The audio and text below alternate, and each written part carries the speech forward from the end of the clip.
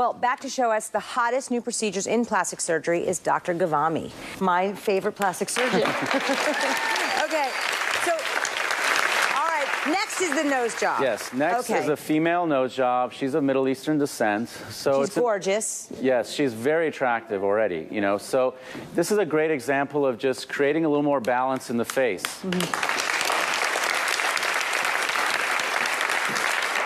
Oh my gosh, you're so beautiful. Thank you. So is this something you always wanted to have done? Yeah, ever since I was a little kid, I always wanted to have it done. It looks very natural. Yes, you know, as I was talking, you know, plastic surgery does not have to be extreme.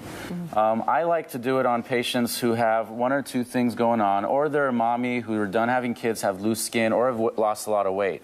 You can do those things naturally. And so for her, if you look at her face from the front, you can see that it flows well, and if you turn to the side, I didn't scoop out her nose or create a huge... We have nose envy. So when she smiles, if she smiles really big, the nose doesn't hook down. She has a beautiful, smooth profile line. And she can essentially, she can't now, but she can keep me a secret and say, I've never had this done. And that's fine with me. Wow. Wow. Amazing. Amazing. Thank you so much. So another trend, I guess you can call it a trend, is more and more men are becoming comfortable with going under the knife or having plastic surgery. And with men, even more so than women, especially with the face. I like to do it so it's natural once again. You want to retain the masculine qualities of the face.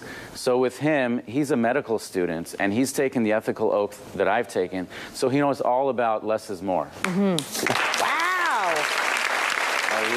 You look really different.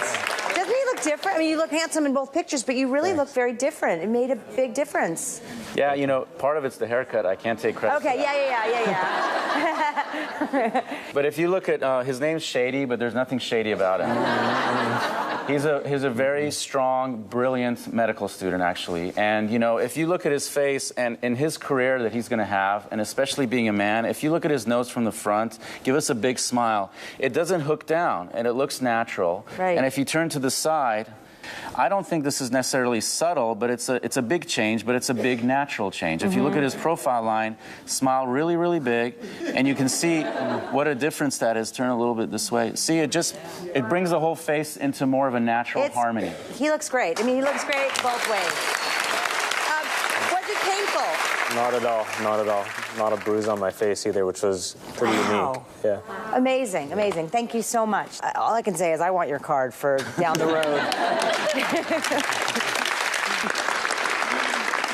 My pec implants were the most difficult because they had to cut you under the arm and undermine all the muscle tissue and stick like the implant in through the armpit.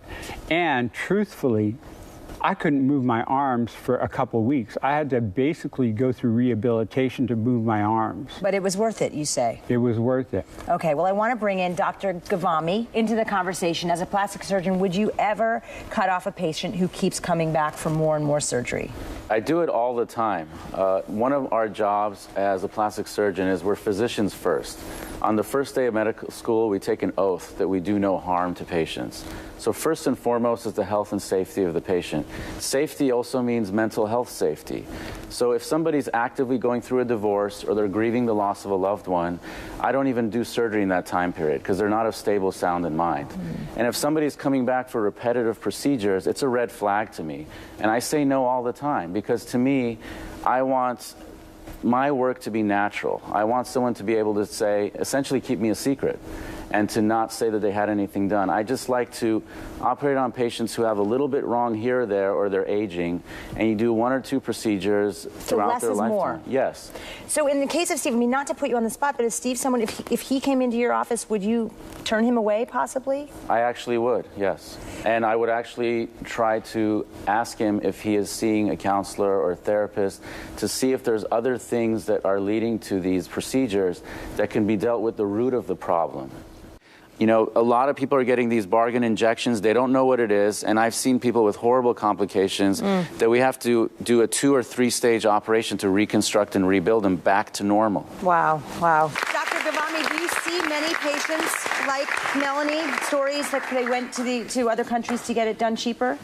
Yes, this is a very important show because safety is so important, and you do not want to bargain shop for your plastic surgeon. This is your body you're talking about. It's a sacred temple. I mean, you do not want to risk it by going to someone who's not certified by the American Board of Plastic Surgery. Being certified by the American Board of Plastic Surgery is like a car having wheels. It's the basics. Beyond that, then you want to see how stylistic and aesthetic and how the work of that surgeon is as an artist. So you're always a physician first and a plastic surgeon and an artist of the body second. When you're going to another country like Colombia or South America, not that they may not have qualified plastic surgeons, but you don't know who's doing what on you. There's no laws, there's no regulations on it, and you have to leave that country to come back with all the possible risks, and they're germs, not germs, even just traveling back home. Yes, right? I mean, I have a lot of people coming from Saudi Arabia, from outside of the country to visit me. I have, princesses and foreign dignitaries, but they come and stay for about a week or two or longer until they know that they're finalized with their healing, and I have them go to recovery hotels where they have nurses. Mm-hmm. There's a right way to do things and a wrong way. You do not want to bargain shop for your body. Unfortunately, my practice, they have no choice but to wait a little bit because I am booked up for a little bit. But occasionally I get patients from out of the country, and I'll talk to them over the phone or Skype consult, and I'll see them 2 days before the surgery. So that happens a little quicker sometimes. But it seems to me like you're a unique doctor. Do a lot of doctors really sort of take their time with their patients? They have to keep their practice going, I'm guessing. I'll be very honest with you. The reason we're seeing complications like your patients is because we live in a greedy world. I trained as a plastic surgeon because I love the human body anatomy and I like the artistic aspect of it.